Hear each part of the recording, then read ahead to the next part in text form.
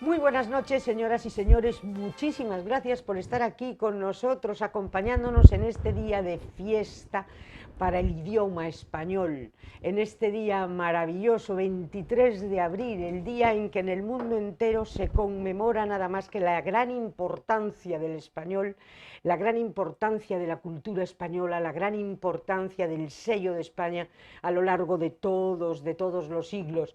Y también, antes de entrar en materia, quería hacer desde aquí un reconocimiento a, que por cierto hoy estaría de santo, San Jorge, a nuestro queridísimo y ya en la casa del Padre, si Dios quiere, si Él quiere, y por supuesto yo no lo dudo, de nuestro Padre, de nuestro Papa Francisco, ese Papa que también rezaba en español. Yo cuando lo proclamaron Papa pensé ese día en esa maravillosa, en esa encantadora toma de contacto con todos los fieles, que decía, pues oírlo hablar en español y dar las buenas noches, y entonces decía yo que qué maravilla tener un Papa que se dirija a Dios en español, que su idioma sea nuestro maravilloso idioma, ¿no? El Papa, que por cierto me hace gracia porque estos días que se está hablando de todo, se está viendo todo, que si el Papa, que la figura del Papa, el Papa tal, en este prodigioso año de la misericordia, que también es un año jubilar, y mucha gente le achaca y le dice, pero este Papa, pero si tiene, pero cómo le aplaude más la izquierda que la derecha, pero cómo este Papa, cómo, y digo yo, pero qué maravilla el ser interlocutor de todos, pero si eso es fantástico, el poder llegar a todos, el que su mensaje llegue a todos, a la derecha, a la izquierda, al centro, a lo que no es la izquierda, al margen de la política. Qué maravilla poder haber tenido, y qué lujo y qué agradecimiento tenemos que darle al cielo de habernos dado a un Papa abierto a todos, a todos. Era su lema, todos, todos, todos. Pues desde aquí y en el cielo, felicidades hoy, el día de San Jorge, a nuestro Francesco. Bueno, pues sin más, vamos a entrar con el programa de esta noche. Y qué mejor que el día dedicado a las letras españolas y al español que contar con un catedrático de literatura que encima es concejal de cultura del Ayuntamiento de Ferrol. José Pontefar. Pepe, muchísimas gracias. Nada, encantado, ¿Qué encantado. es, Pepe, la literatura para el ser humano? Para el ser humano. Bueno, pues yo creo que la literatura es una parte importantísima de nuestra faceta espiritual o psicológica o como queramos llamar, ¿no? Del ser humano. Porque con la literatura eres capaz de vivir otros mundos, sentir otros sentimientos que no son los tuyos, aprender cosas, admirar valores, detestar vicios, defectos. En fin, la literatura es un muestrario de cultura, además, porque te ofrece una enorme variedad de conocimientos y de lecciones que puedes aprender. Yo recuerdo, hace poco, leí en un periódico nacional los 20 libros más importantes que había habido en la historia. Bueno, estaban los Proust, los Freud, los Marx, los escritores de todo tipo que realmente han influido en la Biblia, que han influido enormemente en la humanidad. Y yo eché en falta un libro que leí con 12 o 13 años, que se llama Robinson Crusoe, un libro de niños, de jóvenes, que a mí me enseñó tanto aquel libro que no lo olvidaré nunca. O sea, aprendí, con la lectura de ese libro, aprendí cómo una persona, en este caso un hombre, Robinson, cómo es capaz de superarse a sí mismo, cómo es capaz de no desfallecer nunca, solo en la isla, sin nada. Se va arreglando poco a poco, va construyendo su cabaña. Esa cabaña se va convirtiendo en una casa cómoda para vivir, cómo es capaz de ingeniárselas para pescar, para pasear, para cazar, cómo cada día él lo ve con ilusión, con la esperanza de salir de la isla, o si no, pues vivir tranquilamente allí. Sí, sí, O sí. sea, una cantidad de valores humanos bueno, yo lo eché en falta en esa lista Sí, de monstruos, dijiste. dije, "Coño, aquí falta Robinson Crusoe", ¿no?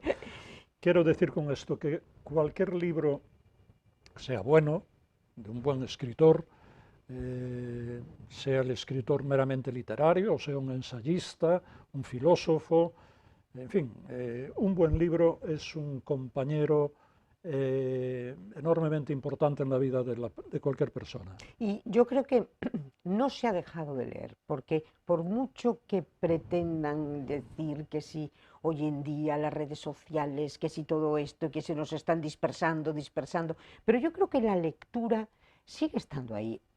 Por lo que yo veo de la venta de libros, que sigue Sí, al libro ahora mismo puede tener otro soporte, que a lo mejor es el ebook, ese, pero bueno, lo que es el libro, lo que es la creación literaria, yo creo que sigue estando presente. Yo creo que la gente le dedica tiempo al libro, o no lo suficiente. ¿Tú cómo ves? bueno, tengo mis dudas, ¿eh? Yo creo que hoy en día hay más escritores que lectores. Eso también puede ser. No hay más que ver las librerías, todas las semanas hay novedades y se venden y la gente los lee de todo tipo, lectores de todo tipo, pero bueno, ahí está la industria del libro, ¿no? Que es la industria editorial, que es una de las razones por las que se crea el Día del Libro, hoy 23 de abril, desde un edicto de Alfonso XIII en el año 1926, Ujú. se crea en España por primera nación europea, bueno, mundial, se crea por primera vez se instituye el Día del Libro para fomentar la lectura, para fomentar la industria editorial y para la protección de la propiedad intelectual. Son tres finalidades Muy que se importante, ¿verdad? pretende con esta celebración, ¿no? Eso fue en el año 26, como digo. Luego, en el año 1988, es la UNESCO la que recoge esta idea Ajá. e instituye este día para todo el mundo, por lo menos en Europa se celebra, yo creo que en América también, no estoy seguro, pero creo que sí, el Día del Libro con estas tres mismas finalidades, ¿no? Entonces, vemos que desde el año 26, 1926, hasta ahora, la industria editorial creció una barbaridad, se escribió mucho, quizá no se escribió tan bien, porque hay que pensar que tenemos un siglo XIX con unos escritores, estoy hablando a nivel mundial, fundamentalmente europeo, ¿no? Con unos escritores de una talla nunca lograda, creo yo, ¿eh? Tienes en Francia gente como, eh, como Balzac, por ejemplo, como Víctor Hugo, como Stendhal. Tienes en Rusia a un Tolstoy, a un Dostoyevsky. En fin, son gente, Dickens en Inglaterra, gente de un nivel enormemente alto, ¿no? Que es difícil que luego, en el siglo siguiente, se igualen. Hay bueno, pues una cantidad de escritores importantísimos que seguimos en el siglo XX, siguen más o menos esa misma línea. Primera mitad del siglo XX predomina fundamentalmente la poesía. Nos encontramos en España con la generación, magnífica generación del 27, 27. por ejemplo, que son la primera línea poética que hay en el mundo, sin ninguna duda. Pero en la segunda mitad del siglo XX encontramos otros escritores monstruosos, ¿no? Como Cela, como Torrente, como Delibes, como Benet, por ejemplo, gente importantísima, Carmen Martín Gaite, Sánchez Ferlosio, que producen una obra literaria de primer nivel. Y en el siglo XXI volvemos a tener una muy buena cosecha poética Ujú. y magnífica cosecha novelística. En estos momentos, bueno, pues hay, podríamos citar a muchos, pero yo me quedo con Javier Marías, por ejemplo, que ya Sí, murió, sí. Javier Cercas, Luis Landero, Ignacio Martínez de Pisón, Lorenzo Silva, Almudena Grandes, que también falleció, por citar a alguna mujer, Rosa Montero, bueno, por citar a alguna mujer, no, por citar con toda justicia a algunas mujeres, Almudena Grandes, Rosa Montero, Clara Sánchez, por ejemplo, María Dueñas, son escritoras que venden mucho, que a lo mejor no tienen una valoración literaria de primer nivel, como puede tener Javier Marías, por ejemplo, pero son escritoras que enganchan al público, que venden libros, que promocionan la industria editorial, en fin, importantes. Y en esas estamos. Yo creo que ahora mismo hay también muy buenos escritores en España. Quizá no alcancen la categoría de los que he citado de la segunda mitad del siglo XX, ¿no? De un Cela, de un Torrente, de un Delibes, de un Benet. Quizá no. Yo no encuentro ninguna novela entre los escritores actuales como La colmena de Cela, Mazurca para dos muertos de Cela, la saga Fuga de J.B. de Torrente. Bueno, no los encuentro, la verdad, ¿no? Novelas De ese de ese nivel, de nivel, esa categoría, ¿no? pero hay novelas dignísimas, ¿no? Y me olvidaba de los sudamericanos, de García Márquez y de Vargas Llosa, que acaba de fallecer, ¿no? Con Vargas Llosa yo aprovechaba siempre en mis clases la oportunidad, cuando hablaba de Vargas Llosa, la oportunidad para explicar lo que es la novela,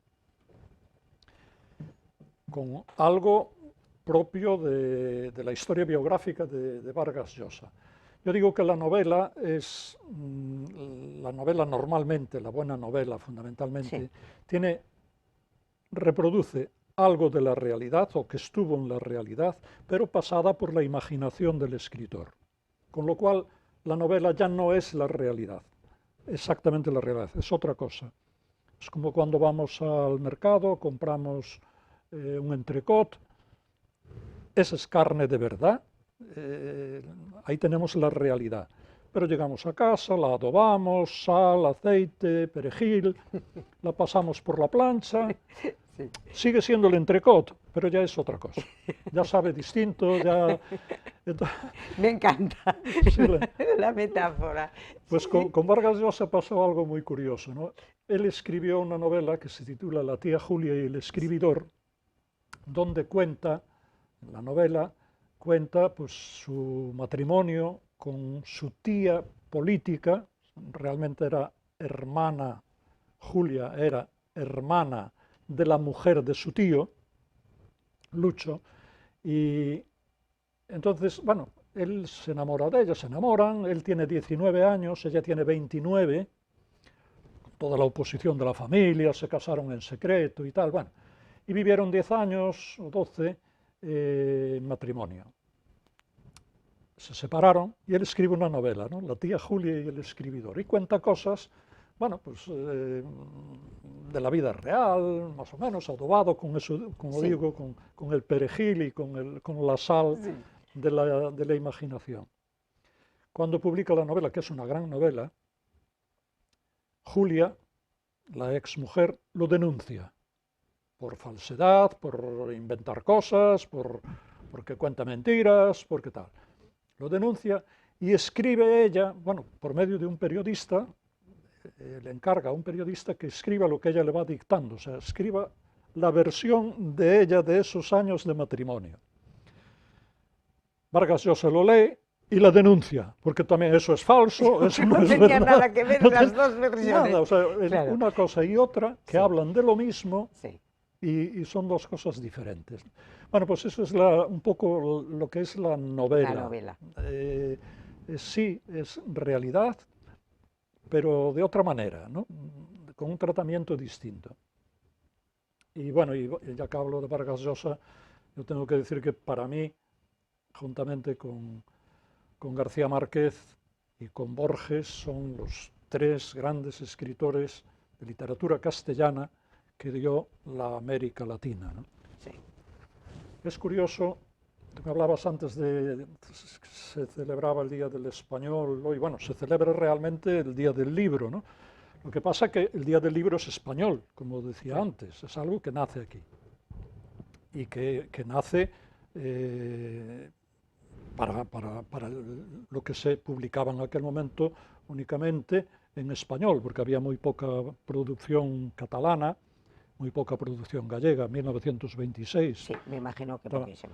Estaban los albores y tal, ninguna producción prácticamente de euskera, ¿no? Y entonces, o sea, quiero decir que era un día, bueno, me he perdido en lo que quería decir, que es un día fundamentalmente Del libro, que es del el libro, libro, y pero- de la cultura española cultura, también, y de lo que todo lo exactamente. que implica España, ¿no? Y sí, esto es lo que quería decir, que hay que traer a colación en este momento algo que es un fenómeno absolutamente único en el mundo. Te empiezo la cosa por el principio. Roma creó un gran imperio, Roma extendió el latín por todos los territorios ocupados, todo el imperio romano, pero desaparece el imperio y el latín se fragmenta en lenguas distintas según los países, las lenguas romances, ¿no? El español, el gallego, el catalán en España, el francés, el italiano, el retorrománico, etc. Con el español, que se extiende y se obliga a aprender en toda la Hispanoamérica, sí. cuando se produce la independencia de las repúblicas americanas, el español continúa. Sí. Y hay mociones en algunos países, como en Colombia y en México, en que los gobiernos de aquel momento pretenden volver a la lengua original, al náhuatl, al maya, y no lo consiguen. No lo consiguen porque la población había asimilado perfectamente. Que era el idioma que los conectaba Exactamente. a todos. Y ahí están. Y ahí están. Se independizaron, hablan pestes de España. Pero efectivamente siguen hablando en español, rezando en español y llorando en español. Y qué bien lo hablan. Y qué maravilla. Qué bien lo hablan. A mí me da envidia, porque yo oyes a cualquier indio de la Concagua y de repente empieza a hablar y tú ves ahí a un poeta. Qué preciosidad, cómo dominan qué riqueza. Una envidia realmente. Yo estuve en Perú. Y la primera sorpresa que me llevé, estuve en la Universidad San Marcos, hablando de Torrente, y me hicieron al final de la charla pues una serie de preguntas, y todos chicos, chicas, indígenas, con los rasgos indígenas clarísimos. ¡Qué castellano! ¡Qué belleza! Que yo sentí vergüenza por mí. Estos sí que hablan bien el castellano, ¿no? Una riqueza. Una riqueza léxica, una entonación, una dicción perfecta, una selección léxica. Sí. Bueno, es envidiable, pero eso es parte de la herencia que nosotros hemos dejado en esa maravillosa conquista de América, que fue, yo siempre digo que hubo dos grandes imperios civilizadores, por supuesto el Imperio Romano, pero detrás el Imperio Español. ¿Por qué? Porque ellos llevaron no solo la religión, sino el idioma y las leyes de protección a los indígenas, porque no nos olvidemos que en el testamento de doña Isabel la Católica, lo primero que se dice es, en otras palabras, claro, mucho más ceremoniosas, cuidadito con los indios, que son súbditos míos, hijos de Dios, y por lo tanto, al ser hijos de Dios, en igualdad de todos ustedes. Son las grandes leyes de Indias las que luego serían el germen de los actuales derechos humanos. De ahí viene, de la Escuela de Salamanca. Entonces, la aportación ha sido tan maravillosa que, claro, ¿cómo no va a calar? Claro. tiene que calar. Eso a los ingleses ni se les pasó por la cabeza en su colonización de América. Nunca. De América y de otros sitios, de la India y demás, ¿no? Bueno, es que Jamás. son dos cosas tan diferentes, tanto la colonización británica como la colonización holandesa y la francesa fueron un desastre, porque ellos fueron exclusivamente a esquilmar a los pueblos a los que llegaban y les importaba un rábano el cómo estuvieran esas personas, iban a sacar tajada. Nosotros aportamos el mestizaje, y lo que es impresionante es que 50 años después de que Hernán Cortés llega a México, se funda en México la primera gran universidad. Entonces era la ciencia, el arte, la cultura, la religión. Es algo tan prodigiosa esa maravilla de América, que me parece alucinante que... Yo igual no lo entiendo, porque la verdad que no se entiende. Bueno, es que esa leyenda negra, perspectiva. Pepe, esa leyenda negra que precisamente les interesa acuñar a los ingleses, a los holandeses y a los franceses, porque son los que han hecho más tropelías, y a la vista está.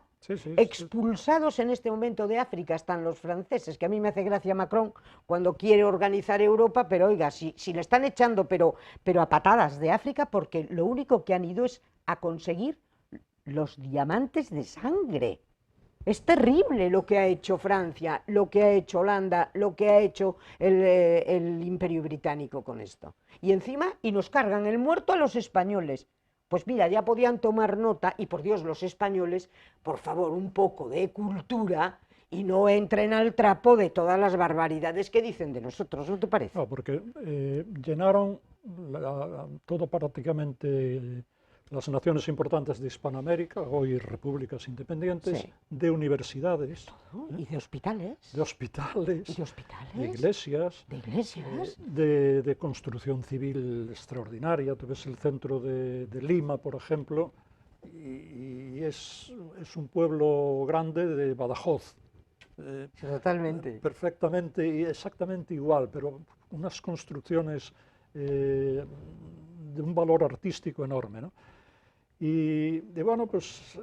Pero yo creo que ese contra España, aparte de acuñado mucho por el sector que yo no sé qué pasa con el sector de la izquierda española, que toda la vida le ha dado por hacerse anti-español, yo no sé de qué va, pero bueno, ahí el discurso de determinados partidos políticos siempre es tremendamente demoledor en contra de lo que es España, ¿no? Pero por ejemplo, los verdaderos detractores de eso no fueron los indios, ni fueron los primeros siglo XVII, siglo X, no, fue luego esos criollos que una vez llegados allí quisieron mandar a la porra lo que era la metrópoli española, ¿no? Sí, no, el criollo es el hijo de español que nace allí, claro, y que nace en una situación muy acomodada y muy cómodos, y busca, en definitiva, pues vivir mejor a costa de los que saben menos y de los que... Los indios en ese momento. La población indígena, ¿no? Eso fue la cuestión. Y fueron los que se rebelaron. Independientemente de que buscasen su independencia. Bueno, pues al final el imperio no lo puedes mantener, claro, eso está clarísimo. Perfecto. Ahora, esta tergiversación de la historia me parece impropia de gente que sabe algo de historia, ¿no? De gente que tiene un mínimo de luces. Y aquí en España, pues bueno, esto no cuenta, ¿no? Para nada. O sea, pero ¿cómo vas a despreciar la colonización, el tiempo que estuvimos allí los españoles, que pusimos a andar un continente, pero con cultura, con civilización? Con civilización, con carreras, con medicina, con la abogacía, con el derecho romano que se lleva allí, que se enseña en las universidades. Bueno, pues Pero lo que tú estabas diciendo antes a mí me hace mucha gracia, porque el español han pretendido muchas veces, ¿cómo es esa frase que dice el muerto del que usted habla goza de buena salud? Es que los muertos que usted ha matado gozan de buena salud. Exacto, no sé de quién es la cita. Los muertos que usted ha de matado de Lope de Vega, de Lope, gozan de buena salud. El español está en este momento que se sale. Sigue siendo el segundo idioma del mundo, por detrás del chino me parece a mí, del mandarín o no sé qué, Y eso que el inglés siempre se ha puesto como el idioma comercial y todo esto, pero el español sigue estando en la cúspide de todo. Me hacía gracia lo que comentabas antes, precisamente, de que en estos pueblos hispanoamericanos, en estos países hoy, nunca se consiguió erradicar el español y poner el Checwa y todos estos, nunca lo consiguieron. Pero a mí me hace gracia porque hace un mes leía yo precisamente de que lo que goza de maravillosa salud del español es aquí en Galicia, a pesar de las imposiciones políticas que nos morimos todos de risa, porque decían que cada vez los jóvenes de menos de 40 años Sí. hablan menos gallego y se preocupaban mucho porque decían, no, es que hay que volver es que esto no se puede parar porque tienen que. No tienen nada. O sea, el pueblo habla el idioma que le da la gana, en libertad. Usted puede enseñar diferentes idiomas y luego la gente a la hora de usarlos los usará o no los usará. Claro, estamos muy acostumbrados a que como el lenguaje político en Galicia es el gallego, porque yo me río de eso del bilingüismo amable, pero de eso ya les hablaré dentro de 2 programas que tengo, uno especial dedicado a la lengua gallega y al español.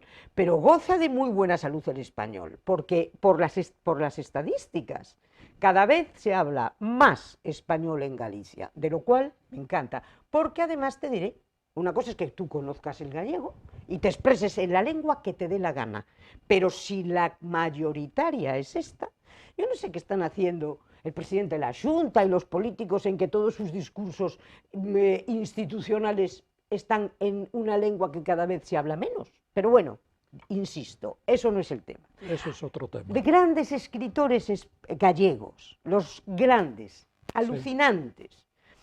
Emilia Pardo Bazán, un prodigio. Sí. Comparable con Balzac, de la que tú hablabas antes. Sí. Naturalismo literario, pero perfecto. Doña Emilia Pardo Bazán. Camilo Alonso Vega. Camilo José Cela. Camilo José Cela. Gonzalo Torrente Ballester. La mismísima Rosalía de Castro, nuestra gran poetisa. Sí. Rosalía de Castro, excepto A las orillas del Sar, que me parece que es el libro que escribe en gallego. No, al revés. Al revés. Al revés. Las orillas del Sar está en castellano. Está en español. Pero es que Rosalía... Que es un libro extraordinario. Maravilloso.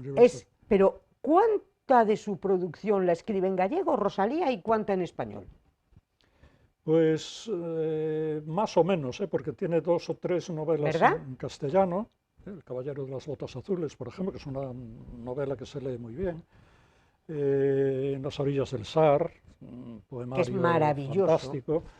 Y bueno, y después las otras 2, ¿no? En gallego. En gallego, Follas Novas. Follas Novas y Cantares Galegos. Y Cantares Galegos. Pero en realidad el 50%, ¿no? Sí. Bueno, luego, por ejemplo, Gonzalo Torrente, toda su obra está en español. Bueno, está en ferrolano. Vamos a publicidad y cogemos a Torrente. De acuerdo. Ahora venimos. Joyería Ferrol, un nuevo concepto de joyería en nuestra ciudad que entronca con lo que era el concepto de joyería tradicional. Compraventa de oro, plata y joyas. Compraventa de oro, plata y joyas. Imagínense ustedes que tienen unos anillos que ya no les sirven para nada, de la primera boda, de la segunda boda, de la tercera boda, a saber. Imagínense ustedes que tienen una medalla en la que su madrina se la regaló y grabó el nombre de Josefa. Y no le gusta el nombre de Josefa porque a usted le llaman Pepa. Bueno, pues esa medalla la tiene permanentemente en una cajita y en un cajón. Pues qué momentazo de visitar Joyerías Ferrol, porque a lo mejor le dan una gran alegría. Si es de plata, pues ¿qué les voy a contar a ustedes? ¿A quién le apetece en este momento ponerse a limpiar plata? Bandejas, juegos de café, aquellas trofeos que ya están medio destartalados y que seguramente los tendrán metidos en un baúl o en un cajón, esperando a que sus herederos en su día los disfruten. No, si los van a vender va a ser lo primero que hagan. Véndanlos ustedes y se pegan una alegría. Y luego otro concepto también importantísimo, los empeños. Oiga, que usted no se quiere deshacer ni del oro, ni de la plata, ni de las alhajas o de las joyas, bueno, pues a lo mejor visita usted Joyería Ferrol y empeñan la pieza correspondiente. Y a nadie se le caen los anillos, porque no se olviden de una cosa muy importante. Nada menos que doña Isabel la Católica, la gran reina española, para realizar la conquista de América, como no tenía la corona liquidez, pues no le quedó más remedio que empeñar sus joyas. Por lo tanto, si a doña Isabel lo hizo con toda la tranquilidad del mundo para que Colón consiguiera llegar a donde llegó, pues imagínense ustedes, a nadie se le van a caer los anillos. Y luego otra cosa importantísima, tasación de herencias. Es importante en ese momento pues el valorar las cosas y saber, pues saber qué es lo que tenemos, porque a lo mejor creemos que tenemos mucho menos o a lo mejor creemos que tenemos mucho más. Bueno, pues para todo esto, profesionales de primera línea están en la joyería Ferrol. Y también les digo algo importantísimo, que ustedes no quieren ir hasta allí, pues no se preocupen, tienen aquí el número de teléfono que les vamos a facilitar en nada y llámenles ustedes. Ellos se desplazarán a su domicilio y sin ningún compromiso y seguramente que llegan a un acuerdo. Ya lo saben, Joyerías Ferrol. Si tienen problemas de liquidez, ese es el sitio. Adelante, porque lo más probable es que se lleven una alegría enorme.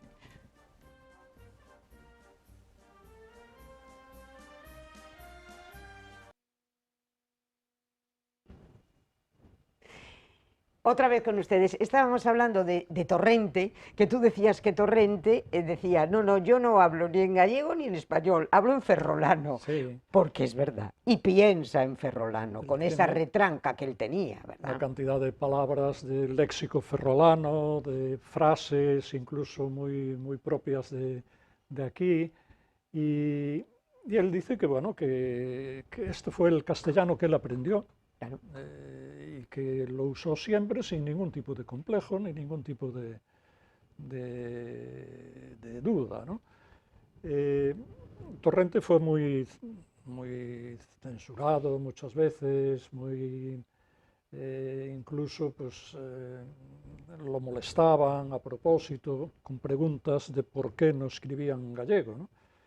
Y él contestaba con esa naturalidad que él tenía, decía, bueno, porque el gallego que, bueno, aparte de decir, no, Sí. que tampoco escribo en castellano, escribo en ferrolano, ¿no? Aparte de eso, que era un chiste, una broma irónica propia de él, decía también que el gallego que él aprendió, era un gallego de Serantes, de Os Corrais, que no le daba para un lenguaje literario. Dijo, seguramente si yo hubiese ido a la escuela y al instituto, como ahora los chicos y las chicas de hoy que tienen una asignatura y tienen varias asignaturas en gallego y demás, pues me hubiese manejado muchísimo mejor y hubiese seguramente escrito, si no todas, alguna parte de mi obra en gallego. Él empezó a escribir la saga Fuga en gallego. Ah, sí, sí. Empezó a escribir en Albany. Y esto no lo cuenta él, lo cuenta, bueno, él lo contó también, pero lo cuenta, lo ratifica. Ramón Piñeiro le hizo una visita una vez que fue a Nueva York y fue a verlo a la universidad. Y cuando vino, bueno, contó que había visto, que se había entrevistado con Gonzalo Torrente, que estaba muy bien, muy cómodo en aquella universidad, que era muy apreciado y tal, y que estaba empezando una novela en gallego. La novela en gallego era la saga Fuga. Y escribió, pues según Torrente, no estaba seguro si entre 80 y 100 páginas, pero bueno, era un comienzo ya serio, ¿eh? Sí, sí, sí. Y de ahí viene la afirmación de él de que empezó, lo intentó, pero que el gallego... Que no tenía los mismos recursos que en español, o sea, le faltaban, pues sí. Y lo lamentaba, ¿eh? Decía, pues mira, una pena, porque yo lo intenté, pero sí, no me dio... Hombre, yo creo que el gallego realmente, el gallego es un idioma, como hablábamos antes, en este momento ha estado parado durante muchísimo tiempo, no se ha hablado con fluidez durante muchísimo tiempo, ni se ha creado durante muchísimo tiempo, y en un momento dado, pues entonces es un idioma que se saca a la academia, pues un poco de ahí. Es un idioma que se crea, no un idioma que se vive. Entonces, hoy por hoy, ¿quiénes son, por ejemplo, de los políticos que yo recuerdo que hablaban verdaderamente un gallego fantástico? Beiras. Y yo creo que después de Beiras, ninguno. Porque cuando tú escuchas a Núñez Feijóo, a Rueda, a cualquiera que está hablando en esta especie de bodrio que es como un castrapo, que es, eso lo hablamos todos de corrido y de maravilla, pero eso a mí me parece una afrenta a un idioma que o se conoce a la perfección o mejor que no se hable, o que se hable como se hable, pero que no le llamen eso, porque es que verdaderamente tú oyes a cualquier político hablando en lo que hablan y es que de verdad te da la risa. En la Galicia actual y en la de hace unos años hubo muy buenos oradores en gallego. Uno era Otero Pedrallo, por ejemplo, que era un magnífico orador. Otro fue Castelao. Otro fue Ricardo Carballo Calero, que hablaba un gallego perfecto. Y recientemente, citaba Sabeiras, que es cierto, pero yo citaría también, por ejemplo, a Freixanes, el último presidente de la Academia Galega, un galego fluido, habla muy bien. José Luis Barreiro Rivas, el periodista, un magnífico galego. Jesús Alonso Montero, un gallego, aparte de que él habla magníficamente bien, el idioma es perfecto. Entonces, claro, notamos la diferencia, ¿cómo no la vamos a notar? Notas la diferencia de estos grandes oradores que hablan en un gallego maravilloso al gallego de los políticos. Y entonces te da hasta pena. A mí me gustaría poder hablar como Freixanes, por ejemplo, como, bueno, digamos ya como Castelao o tal, pero bueno, como gente más próxima, ¿no? Como Barreiro Rivas. Otro que hablaba muy bien era Barreiro Fernández, que también fue presidente de la Real Academia. De la Academia, Hablaba muy bien, pero hablaba muy bien, sobre todo en gallego, que es el caso de Alonso Montero y de Freixanes.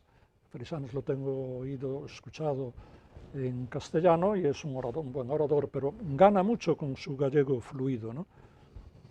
Entonces, bueno, lo que hay que hacer es tomar al gallego muy en serio, aprenderlo. Hombre, hay que tomarlo en serio porque se está apagando, cada vez se habla menos, entonces, como no lo pongan un poco más en serio, cada vez, si la cuestión de un idioma, para mí, es que esté vivo, independientemente de que tú luego te pongas a estudiar y estudies lo que te dé la gana, como si te da la gana de estudiar Suarini, bárbaro. Pero no se puede imponer, porque el idioma tiene que ser vivo. Tú sabes que este momento en España, fundamentalmente, también en otros países, pero en España, el problema de la lengua es que está asociada con el mundo de la política, con el mundo de la independencia política. Así Date cuenta que las tres autonomías, que son más autonomías, y que tienen, pues, bueno, dos de ellas claramente tienden a la independencia, nosotros estamos fluctuando de momento bueno, mayoritariamente no, pero caso de Cataluña, cómo defienden el catalán, que es el gran símbolo. Bueno, pero lo han hablado siempre, porque esa es la diferencia con el catalán. ¿Sí? El catalán nunca dejó de hablarse. Bueno, pero el País Vasco que no lo hablaron nunca. En el País Vasco, en Vascongadas no lo hablaron nunca, hasta que se lo sacaron de la manga y todos a estudiar el vascuence. La identificación que quiero decir yo. Sí, totalmente de acuerdo. Y aquí en Galicia pues pasa lo mismo. Claro. O sea, ahora, eso no quita que no debamos cuidar esta lengua, que es la nuestra. Pero si nadie dice que no. Sí. Aprenderla, usarla bien, usarla siempre que se pueda y se quiera, pero también respetando al que habló siempre en castellano, porque su educación fue castellana y porque no tiene ninguna culpa de no haber conocido y dominado el gallego como otros. Claro, ¿no? Pero es lo que yo sigo repitiendo, pero como al final se impone la realidad, cada cual que hable en lo que le dé la gana y veremos quién goza de mejor salud o de peor salud y nada más, y cada cual que escriba en lo que quiera. Yo siempre digo una cosa, la clave está en la libertad, que no te impongan por Dios nada. Sí, es verdad, sí, eso es... Y sobre todo también otra cosa, y el no pretender tomar el pelo, que muchas veces sí, se pretende hacer creer que cuando en realidad, es decir, por ejemplo, todos los políticos, digo, a nivel xunta, a nivel tal, todos discurso institucional en gallego, y en casa no habla gallego ninguno. Por lo tanto, a mí me parece una especie de hipocresía. A nivel político, Es una hipocresía. realmente Y a mí todo es lo un que sea poco eso. hipócrita me espanta. Es ¿eh? una liturgia, como antes era el latín, Claro. que en la misa pues, los curas hablaban en latín y salían, dejaban los hábitos, Eso me encanta. la Lo casulla, del- Sí, sí, claro. y hablaban en castellano, en gallego, en lo que fuera. Es como pero- una liturgia para que claro, quede, para que quede, claro, pero luego al entonces, final es absurdo. y bueno, si el político en estos momentos en Galicia tiene la obligación, yo creo que, si no, no te metas en política, si no quieres asumir esta obligación. Ahora, si te metes en política como representante de gente que te vota, tienes la obligación también de proteger la lengua gallega y de hablarla y de aprenderla y de hablarla bien, de hablarla lo mejor que ¿Y puedas. no crees, Pepe, que el político que va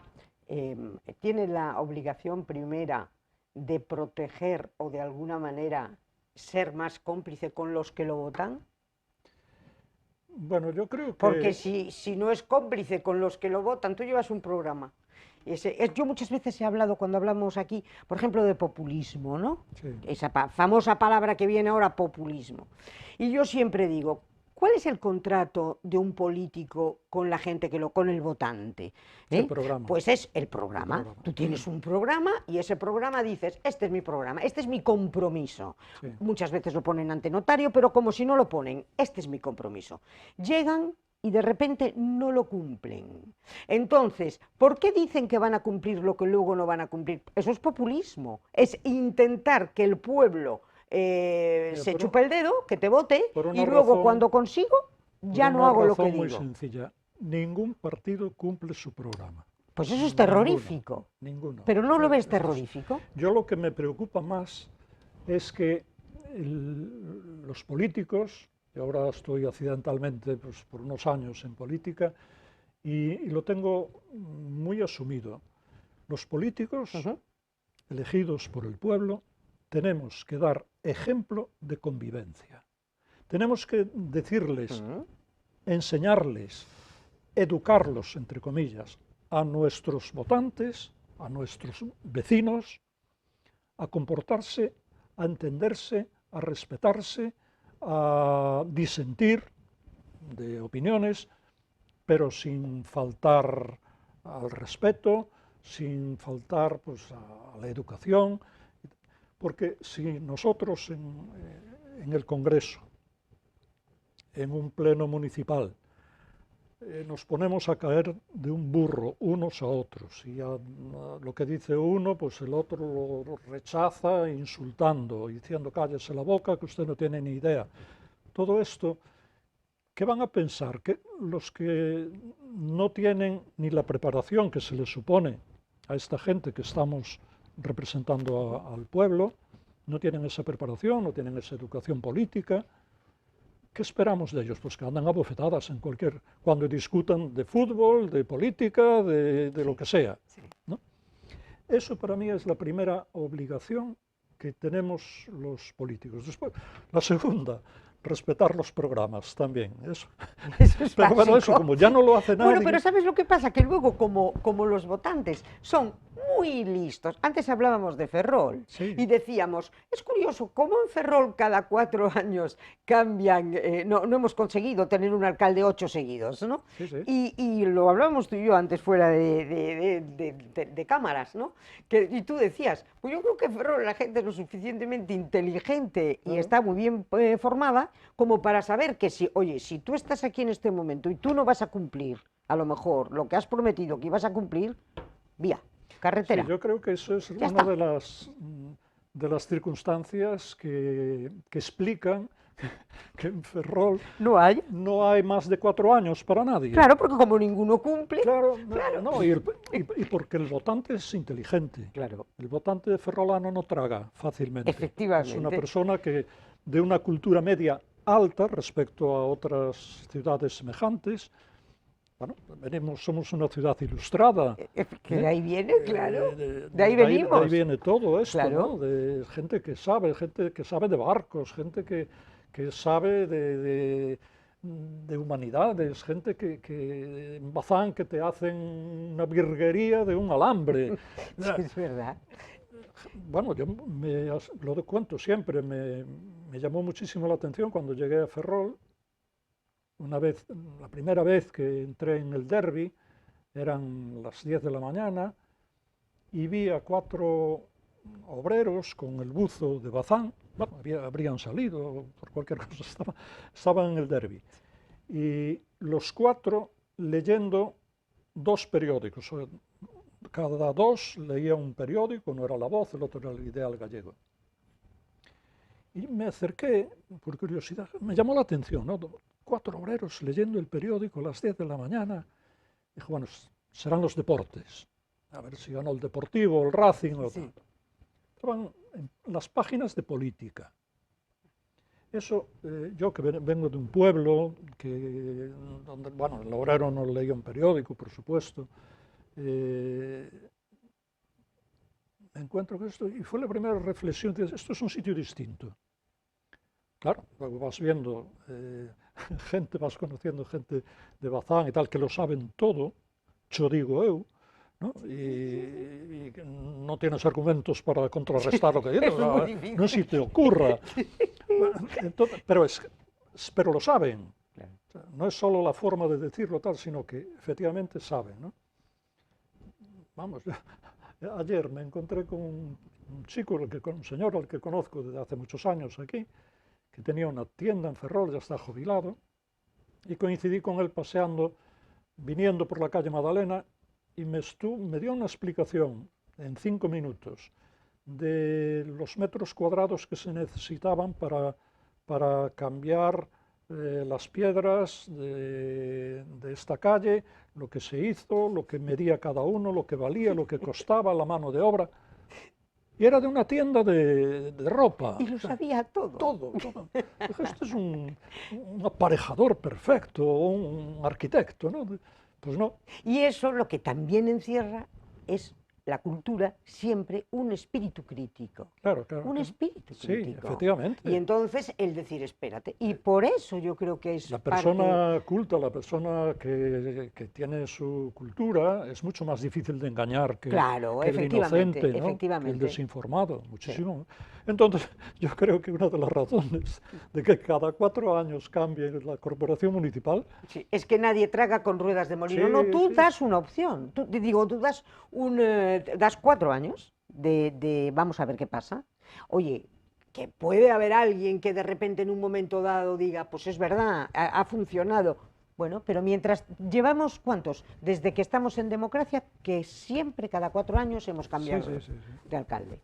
Y Sí, solo hubo dos legislaturas en que se ganó por mayoría absoluta, Solo 2, sí. ¿eh? Y por los pelos. Sí. Esta por los pelos. Y José Manuel en la anterior, en la de Sí. 2011 o Sí. 2015, Sí. pero por los pelos. Por los pelos, O sea, sí. que, No, que la ciudad es una ciudad que mira con lupa. sí, complicada, a y nivel, yo- en este sentido, Sí. complicada. Creo que afortunadamente, Sí. creo que afortunadamente, yo lo digo muchas veces a mis compañeros de gobierno, tenemos una oposición que podemos estar en desacuerdo en el 80% de las cosas, pero es una oposición que dispara con criterio. O sea, no vas a estar de acuerdo seguramente en el 80%, o a lo mejor en menos, ¿eh?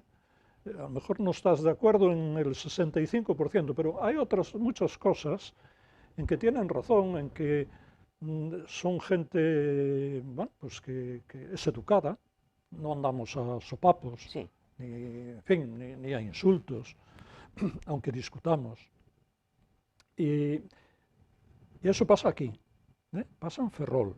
O sea, a lo mejor en otros sitios yo no conozco, pero seguramente ese tono de respeto, que es lo que decía yo al principio, que es la primera lección que debemos de darle a nuestros vecinos, ¿no? Pues yo creo que aquí en Ferrol más o menos, no es perfecto, ¿no? Pues pero se mantiene el pero nivel se mantiene, de respeto. se acerca bastante a ese nivel, ¿eh? ¿Cómo está en este momento? Hace una semana hemos tenido aquí a Nona Inés Vilariño, nos estuvo contando todo el proceso un poco de lo que va a ser el futuro museo de Ferrol y bueno, ella estaba muy emocionada y estaba muy bien impresionada con la acogida en este momento del ayuntamiento, como un compromiso por parte de José Manuel. ¿Cómo está el proyecto en este momento, visto desde el ayuntamiento, desde Cultura? Bueno, pues está con el mismo entusiasmo que el de Nona Inés Vilariño, que es un fenómeno, es una crack de iniciativas y de entusiasmo, ¿no? Ella lidera este grupo Sí. que yo agradezco mucho porque es un grupo ciudadano transversal, Sí. de gente de la cultura que tiene su cultura, que sabe de qué va esto, ¿no? Y que se han puesto pues, a la cabeza de una iniciativa popular para ayudar al ayuntamiento a sacar adelante el museo. Va bien, las gestiones que estamos haciendo pues, están ralentizadas, no va tan bien como quisiéramos que fuera, porque con la administración Hemos topado. amigo Sancho, pero ahora mismo esta semana se va a mandar a la Xunta ya toda la documentación con un plan museístico que nos dio mucha guerra, una empresa que se encargó de hacerlo, pero tuvo dificultades, pero una serie de cuestiones administrativas. Pero esta semana se manda ya a la Xunta, con lo cual, si está bien, si nos dan el ok, perfecto. Nos han de encontrar alguna cosa que haya que mejorar, pero bueno, ya van a ser cosas menores. Sí. Una vez que las subsanemos, eso lo llevan a un pleno de la Xunta, se aprueba y desde ese momento tenemos museo. Ajá, eso ya sería una gran noticia. Claro, tenemos la titulación de museo Bien. dentro de la red museística. Y a partir de eso vamos en el verano a condicionar o sea, mejor el Torrente Ballester. El Torrente. O sea, el núcleo principal empieza en el Torrente. Empieza en el Torrente, va a ser la sede número 1. Sí. Y después, a ver cómo, porque nos van a hacer falta muchos espacios. Ahora estamos con el modernismo de Ucha, por ejemplo, Sí. ¿no? Que ya solo lo que cede la familia Ucha pues es una casa. Son planos, Claro, todas las cosas de todo lo que Ucha. los apuntes. Y eso se hablaba del local este que estáis también... Donde estuvo el Correo Gallego. Donde estuvo el Correo Gallego. ¿Eso ya es del ayuntamiento? ¿O está en trámites? Está en trámites, pero bueno, muy cerca de. Muy cerca. Apalabrado, y sería ahí, prácticamente. o sea, todo lo que es la obra de Ucha iría ahí. Y en el Torrente, ¿qué llevaría? Iría fundamentalmente pintura, sería un museo de pintura contemporánea, ferrolana, y aparte, pues tendríamos unas exposiciones temporales, sí. Que es lo que hay que tener una exposición permanente y otras temporales, bueno, como viene sucediendo ahora, ¿no? Y claro, nos hace falta más espacio, que seguiríamos buscando otra sede. Se hablaba también del hospicio, me había contado Nona. Sí, se habló. Del antiguo hospicio. Se habló porque además es municipal. Es y municipal, sí. no nos costaría nada más que adecentarlo, arreglarlo, ¿no? Que ya costaría, pero bueno, no tienes que comprarlo. Sí. Entonces, bueno, ahí iría, lo que queremos hacer es un museo de la ciudad. Sí. Un museo donde la ciudad se vea reflejada, la historia de Ferrol reflejada pues, en un espacio museístico. Sería el hospicio. Bueno, sería o el Torrente, o cualquiera de los dos. El perfecto sería el hospicio. El perfecto el hospicio, Yo creo que sí, porque lo podíamos habilitar ya en función de lo que, o sea, hacer el contenido, en función del contenido, claro, arreglar el continente. Efectivamente. Bueno, porque ahora ya hay zonas arregladas, la parte de atrás, que es toda la zona, bueno, ahí hay, me parece que locales para el club de prensa y tal. ¿Eso se tocaría? ¿Eso formaría parte también del núcleo o solo la parte primera, la que da a la...? No lo tenemos todavía decidido, pero en todo caso lo que sí tenemos muy claro es que si el proyecto incluye, porque tenemos material suficiente, para exponer, que nos haga falta todo el espacio, en ese caso todas las asociaciones que Irían están allí, ubicadas a otro les buscaríamos un otro sitio sitio, adecuado, decente, céntrico, O sea, exactamente que no igual. se nos pongan nerviosos, No, no, para porque nada. eso se gestionaría de otra manera. Claro, Pero claro, el centro en el hospicio todo sería fantástico, claro, claro. porque además estás a pie de Plaza de Moaje. Es el sitio idóneo. Para mí es el sitio Y ahí idóneo. entraría, porque ¿cómo está en este momento el legado de Escrigas, de Guillermo Escrigas? Bueno, pues está Porque eso esperando. es historia viva de Ferrol, ¿eh? Eso Pero eso es una eso es ya maravilla. medio museo. Sí, Medio museo. sí. Por eso digo, va a necesitar, imagínate, una sala entera dedicada a Escrigas, ¿no? A todo lo que tiene Escrigas. Y los hijos están esperando que el ayuntamiento mueva ficha, pero claro, Sí. no podemos mover ficha. Hasta que no la Xunta Hasta os dé el permiso, pero bueno, Claro, eso... hasta decir dónde lo metemos. O sea, Claro. hasta que tengamos el sitio, Claro. no podemos hacer nada. Tenemos el compromiso verbal. Sí, Y ellos tienen la delicadeza de la donación, sin ningún tipo de contrapartida, ¿no? Que es de una generosidad. Lo único que piden es que sea un sitio apropiado, sí, sí. decente, vamos, bien cuidado, y que lleve el nombre de su padre. Sí, Es todo lo que piden, que me parece de chapó. sí, sí. Sí, porque Guillermo es que tiene la historia de Ferrol, Claro. pero esa historia viva, esa historia de desde una botadura pasando por Claro, todo lo que tiene Guillermo es todo Ferrol. Es Los fantástico. museos nacen para mostrarle a los ciudadanos cómo era su ciudad, cómo fue su Exacto, ciudad, desde que exacto. se crea hasta el momento en que están, ¿no? Sí, Y bueno, y todo el legado Escrigas ayuda a esto. Aparte tenemos, bueno, hay mucha gente que ofrecen donaciones de cosas muy variadas e importantes, ¿no? Sobre todo pues de familias que no tienen descendencia sí. Y que y tienen toda la historia en casa. claro, Y es tienen una cosas pena valiosas y deshacerse se de dan esto, cuenta, tienen la claro. sensibilidad suficiente como para decir, mira, el mejor sitio donde están es en el ayuntamiento, y que es de todos. ¿Y tenéis algún otro local que pueda ser importante, algún edificio del ayuntamiento que pudiera?